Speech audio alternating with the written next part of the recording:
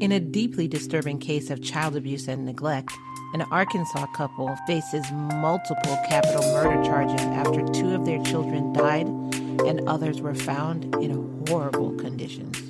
Welcome, lambs. Welcome to Love and Murder, Heartbreak to Homicide, your midweek mini edition. If you're new here, hi, my name is Kai, and I'm going to be your host. Take a seat, take a listen all the way to the end, and if you like it, don't forget to subscribe. If you are a returning lamb, thank you so much for your continued support. If you didn't know, you can also subscribe on our Patreon, patreon.com/Love and Murder, where you could either choose to become a sponsor of Love and Murder, or you could be a free subscriber of Love and Murder and still get some benefits of being into Patreon. Patreon.com/Love and Murder.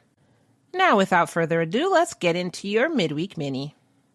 On July 7th, 2024, Jacksonville police responded to Arkansas Children's Hospital in Little Rock, Arkansas, after a report of child abuse.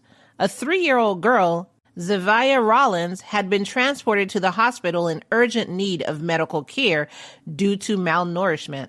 While the parents were being questioned, officers learned the couple had 4 other children, ages 2, 4, 7, and 10. But 29-year-old Justin Rollins and 27-year-old Deja Rollins refused to tell police where their kids were at the time. The Jacksonville Police Department contacted hospital security, and at approximately 12:30 p.m., police located the children locked inside a car in the hospital parking lot. Outside, temperatures that day had reached 92 degrees, and all 4 children were found suffering from heat exhaustion. Police rushed the children into the hospital for treatment. However, despite medical care, 2-year-old Jay'Dien Rollins died the next day. Authorities charged Justin and Deja with capital murder. While searching the couple's Jacksonville home, police discovered a malnourished dog, which was seized by Animal Services. Found that the home showed even more evidence of severe neglect and abuse. So this led to tacked-on charges for the couple, including 5 counts of first-degree domestic battery, 5 counts of neglecting a vulnerable person, 5 counts of endangering the welfare of a minor, 1 count of animal cruelty, and 1 count of obstructing government operation. On September 20th, 2024, the 3-year-old Zhay'viah died of her injuries. After her death, police announced they would be added on a second capital murder charge against Justin and Deja. Chief Brett Hibbs of the Jacksonville Police Department described the case as, quote, the worst case of child abuse we've seen here. He explained that the children had endured prolonged periods of neglect and abuse, and the 3 older children, the 4-year-old, the 7-year-old, and the 10-year-old, were also found to be malnourished, and then the youngest 2, Jay'Dien and Zhay'viah, showed evidence of extreme malnutrition and severe physical harm. Both Justin and Deja are held without bond at the Pulaski County Jail. I searched and searched, but I couldn't see when their next court appearance was, so they are still just in jail right now. Quote, this case is a tragic reminder of how critical it is to protect vulnerable children. We will do everything in our power to ensure justice is served. So first, I want to say, okay, there's so much to unpack here. You took your daughter to the hospital because, you know what? I'm assuming they took the daughter to the hospital and then the hospital called, but it could have been maybe Child Protective Services went out to the house and took the child to the hospital. So the child went to the hospital. Medical professionals found that there was malnutrition and signs of abuse, so they called the police. Police comes out and arrests the parents, finding out that the parents have other children, 4 other children. So this is 5 children in total. So that's a 2-year-old, a 3-year-old, 4, 7, and 10. 5 children in total. Finding out that they have 4 other children, and the parents want to play cat and mouse and not tell them where the children are. Meanwhile, the children are in the car baking to death. And these selfish bastards don't want. So it was better for you to murder all 5 of your children than to just tell the police where they are. Like, even if you are so selfish that you don't care about their well-being, which clearly, Why would you do that to yourself? Like, think about yourself, because that's what you've been doing this whole time. Like, you're going to have 5 murder charges tacked onto you. You're not even thinking, how did you think you weren't going to tell them where the kids were and they weren't going to find out? Some people just don't need to have children, and these people had 5 of them. Happily, the police found your children, and they were able to help them out before they were able to bake in the car. But now you're in prison. You could have been in prison for worse, but now you're in prison. Like, even if you're just thinking about yourself, think about yourself harder. Like, you could have just given these 5 children up to find better homes. You could have distributed them among your family to be in better positions. And then both of you, Justin and Deja, could have just been by your narcissistic selves. You wouldn't have had to worry about these children unless you were on like government assistance and that's where your money was coming from. So you needed the children for the money. Yeah, it's a hard pill to swallow sometimes when you get these cases with these horrible narcissistic bastard parents. It's really horrible to research, to record, and to do these episodes sometimes. Because you want to grab these people and shake them and just be like, what the F is your problem? But, you can't. Even if they were in your face, you can't. So my question for you is, do you think there are any measures that could have been implemented to protect the children? What could CPS have done? What better measures could have been in place to protect the children? I think this was handled properly. I think there are some measures in place. Obviously, you're supposed to take your children into doctor and dentist at least once a year.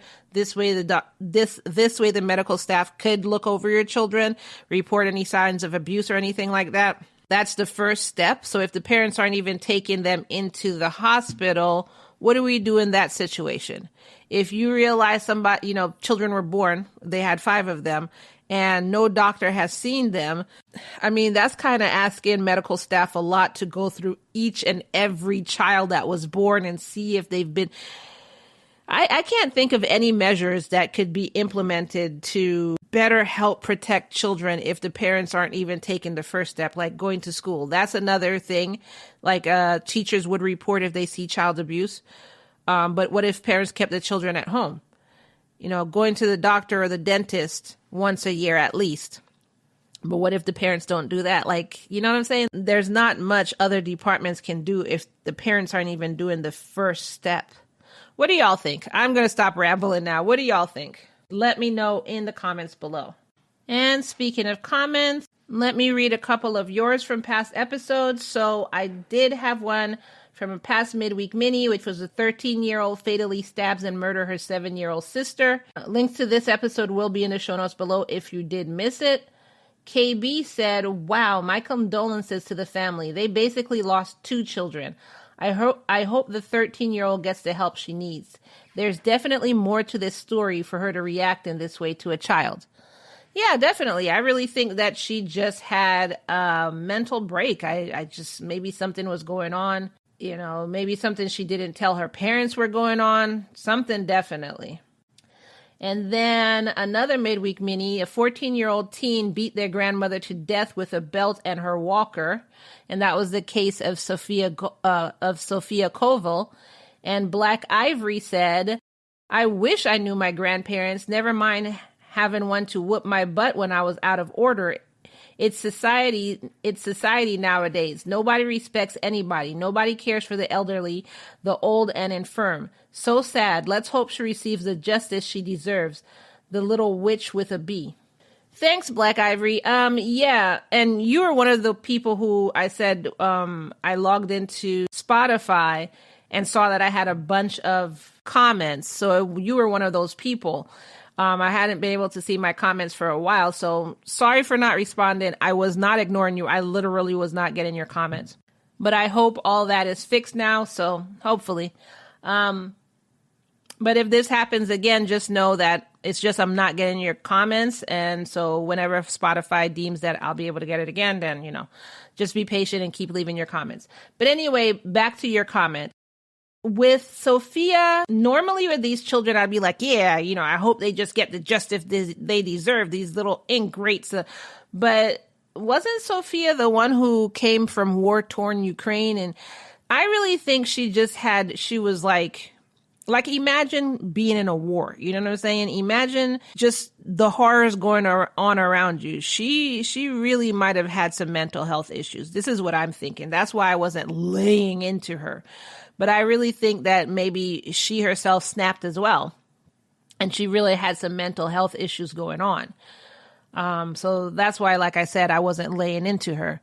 I don't think she was just, a girl who had no authority and hated her grandmother and I think she just really couldn't deal with what was going on in her life. So thank you, Black Ivory, for the comments.